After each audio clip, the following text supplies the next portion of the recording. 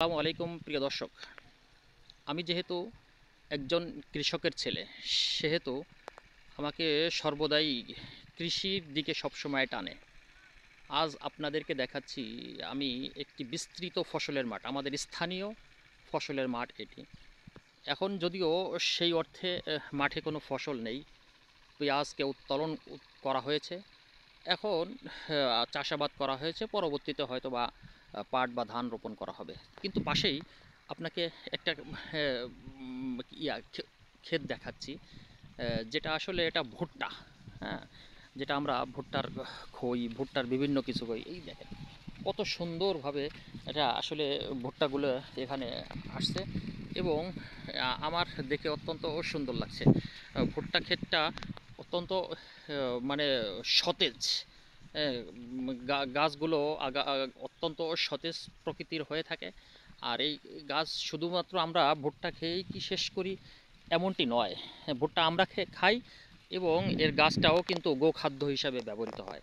এই গাছটা আমার কাছে সুন্দর লাগছে, পরিবেশটাও সুন্দর। এবং আমাদের মাঠের মধ্যে আপনাদেরকে অনেক সময় আগেও দেখিয়েছি, একটি বট গাছ আছে, সামনেই দেখতে পাচ্ছেন বট গাছ। বিস্তৃত ফসলের মাঠ। আর এখানে আছে তাল গাছ। আর তাল গাছের মধ্যে হয়তো বা আপনারা দেখতে পাচ্ছেন এই মানে বাবুই পাখির বাসা।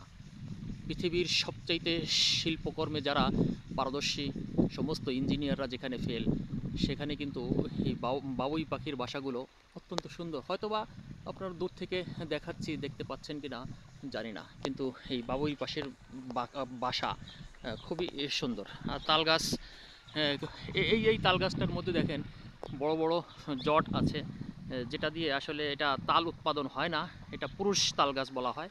এখান থেকে আসলে মানে এই জটগুলো কেটে এখান থেকে রস বের করা হয়। আগে প্রচুর পরিমাণে আমাদের এই অঞ্চল থেকে তাল গাছ থেকে রস বের করা হতো। এখন মানুষ একটু আধুনিকতার ছোঁয়া পাওয়ার কারণে অনেক অনেকেই কষ্ট করতে চায় না, তাই অনেকে গাছ কাটে, অনেকে রস বের করে, অনেকে বের করে না। যা হোক, আসলে সর্বোপরি এই ভুট্টা ক্ষেতটা আপনাদের কাছে দেখাতে পেরে এবং আমার কাছেও অত্যন্ত সুন্দর লাগে। আমি একেবারে ভিতরে ঢুকে পড়েছি। আসলে ভুট্টা ক্ষেতটা কত সুন্দর যে হতে পারে, এর দৃশ্যটা যে কত সুন্দর, সেটাই আপনাদেরকে দেখাতে চাচ্ছি বা দেখাচ্ছি। এখনও ভুট্টাটা ওইভাবে বের হয়নি, এখনও ফুলের মধ্যেই আছে। হ্যাঁ, আর এর গাছটা তো আপনাদেরকে আগেই বলেছি যেটা গোখাদ্য হিসেবে ব্যবহৃত হয়। যা হোক, এই সুন্দর দৃশ্য, সুন্দর একটি কৃষি এর দেখাতে পেরে আমার ভালো লাগছে। সবাই ভালো থাকবেন। আল্লাহ হাফেজ।